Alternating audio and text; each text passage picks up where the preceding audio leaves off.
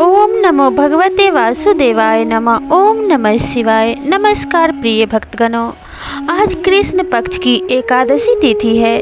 सनातन धर्म में एकादशी तिथि जगत के पालनहार भगवान विष्णु को समर्पित है।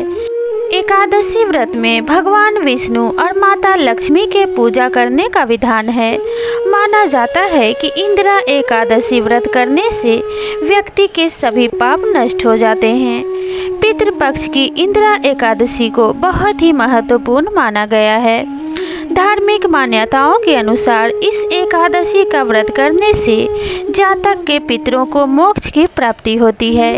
यदि कोई जातक इंदिरा एकादशी के दिन व्रत रखकर एकादशी का श्राद्ध करता है और साथ ही भगवान विष्णु की कथा एवं पूजन करता है तो ऐसे में 7 पीढ़ियों के पितरों को पाप से मुक्ति मिलती है एवं मोक्ष की प्राप्ति होती है और इस प्रकार से पितर प्रसन्न होकर जातक को आशीर्वाद प्रदान करते हैं, जिससे उनके सुख समृद्धि एवं वंश में वृद्धि होती है। तो हर व्यक्ति को इंदिरा एकादशी का व्रत अवश्य रखना चाहिए एवं विधि विधान से भगवान विष्णु एवं माता लक्ष्मी की पूजा करनी चाहिए एवं कथा सुननी चाहिए। कथा शुरू करने से पहले सर्वप्रथम आप सभी को इंदिरा एकादशी की हार्दिक शुभकामनाएं। तो प्रेम से बोलिए भगवान विष्णु की जय, माता लक्ष्मी की जय। इंदिरा एकादशी व्रत के कथा के अनुसार एक बार धर्मराज युधिष्ठिर भगवान श्री कृष्ण से कहने लगे कि हे भगवान, मैंने भाद्रपद शुक्ल पक्ष एकादशी अर्थात पार्श्व एकादशी का वर्णन सुना। अब कृपा करके मुझे अश्विन मास के कृष्ण पक्ष की एकादशी के विषय में बतलाइए। इस एकादशी का नाम क्या है तथा इस व्रत के करने का क्या विधान है? इस व्रत को करने से किस फल की प्राप्ति होती है?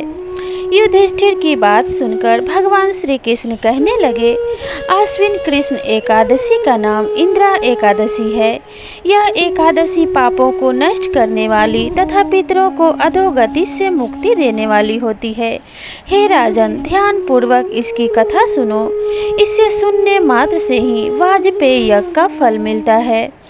प्राचीन काल में सतयुग के समय में महिष्मती नाम की एक नगरी में इंद्रसेन नाम का एक प्रतापी राजा धर्म पूर्वक अपनी प्रजा का पालन करते हुए शासन करते थे। वह राजा पुत्र पौत्र धन आदि से संपन्न और भगवान विष्णु के परम भक्त थे।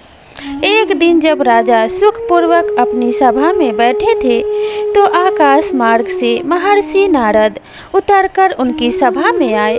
राजा ने उन्हें देखते ही हाथ जोड़कर खड़े हो गए और विधि पूर्वक प्रणाम करके उन्हें आसन व अर्घ्य दिया।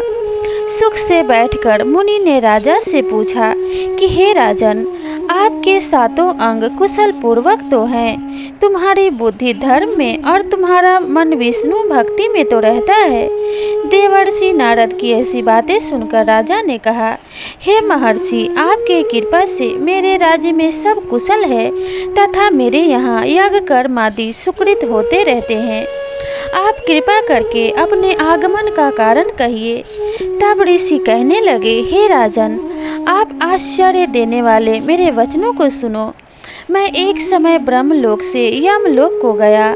वहाँ श्रद्धा पूर्वक यमराज से पूजित होकर मैंने धर्मशील और सत्यवान धर्मराज की प्रशंसा की। उसी यमराज की सभा में महान ज्ञानी और धर्मात्मा तुम्हारे पिता को एकादशी का व्रत भंग होने के कारण देखा।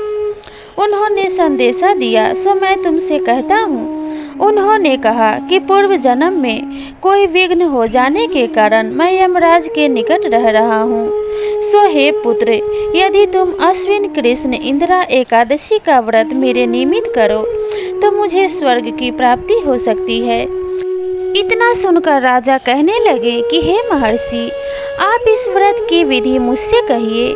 नारद जी कहने लगे, आश्विन मास की कृष्ण पक्ष की 10वीं के दिन प्रातःकाल श्रद्धा पूर्वक स्नान आदि से निवृत्त होकर पुनः दोपहर को नदी में जाकर स्नान करें।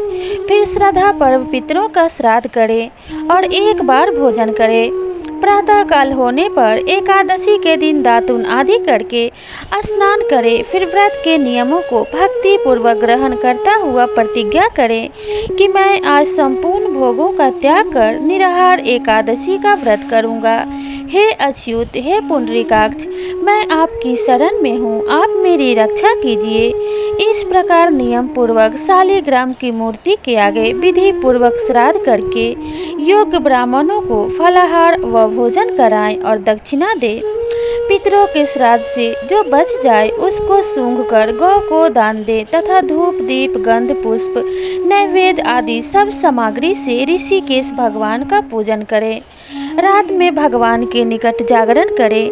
इसके पश्चात द्वादशी के दिन प्रातः काल होने पर भगवान का पूजन करके ब्राह्मणों को भोजन कराएं। भाई बांधवों, स्त्री और पुत्र सहित आप भी मौन रहकर भोजन करें।